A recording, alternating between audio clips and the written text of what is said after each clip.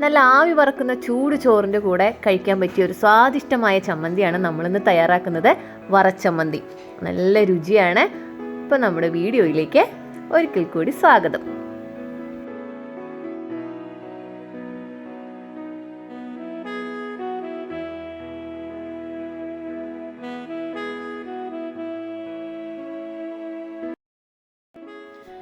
ഒരു ചീഞ്ചട്ടിയിൽ നമുക്ക് അല്പം വെളിച്ചെണ്ണ ചൂടാക്കാം.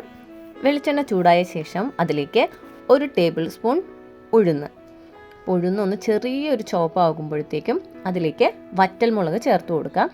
ഞാനിവിടെ 5 വറ്റൽമുളക് ചേർക്കുന്നുണ്ട്. വറ്റൽമുളകും ചെറിയൊരു ചോപ്പാകുമ്പോൾ നമുക്ക് തേങ്ങ ചേർത്ത് കൊടുക്കാം. 1 കപ്പ് തേങ്ങയാണ് ചിരകിയെടുത്തിരിക്കുന്നത്. അത് മുഴുവൻ വറ്റൽമുളക് ചൂടായി കഴിയുമ്പോൾ അതിലേക്കൊന്ന് ചേർത്ത് കൊടുക്കാം.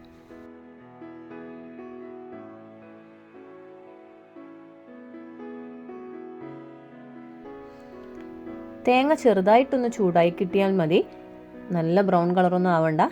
ചെറുതായിട്ടൊന്ന് കളറ് മാറുമ്പോൾ തന്നെ നമ്മളതിലേക്ക് അല്പം ചെറിയ ഉള്ളി ചേർക്കാൻ പോവാണ്. ഒരു 10 ചെറിയ ഉള്ളിയുണ്ട്.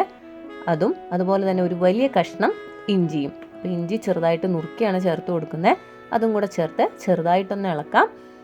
നമ്മൾ ഫ്ലെയിം വളരെ കുറച്ചിട്ടേക്കാണ്. നമുക്ക് തേങ്ങ കൂടുതൽ മൂത്ത് കിട്ടണ്ട. ചെറിയൊരു കളർ ചേഞ്ച് മാത്രം മതിയാകും. അല്പം കറിവേപ്പില കൂടെ ചേർത്ത് കൊടുക്കുകയാണ്. അതിനുശേഷം ചമ്മന്തിക്ക് ആവശ്യമായ ഉപ്പും പുളിയും ചേർത്ത് കൊടുക്കണം. അത് നമ്മുടെ ആവശ്യാനുസരണം നമുക്ക് ചേർത്ത് കൊടുക്കാം.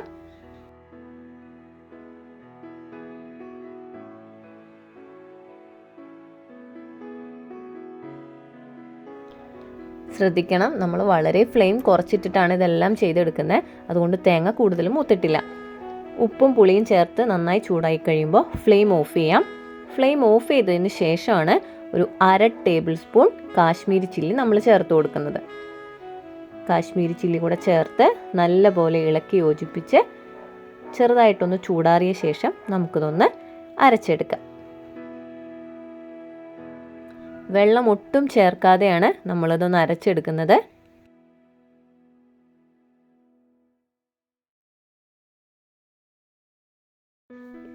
ചമ്മന്തിയുടെ കൂട്ടിൻ്റെ മണം ഇപ്പോഴേ വന്നു തുടങ്ങി.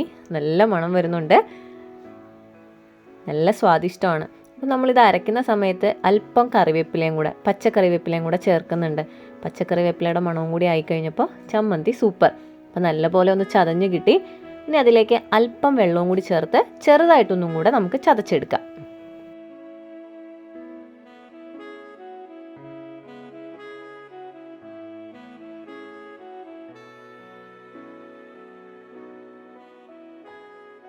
അല്പം വെള്ളം ചേർത്ത് നല്ല തിക്കായിട്ട് തന്നെ നമ്മൾ അരച്ചെടുത്തിട്ടുണ്ട്.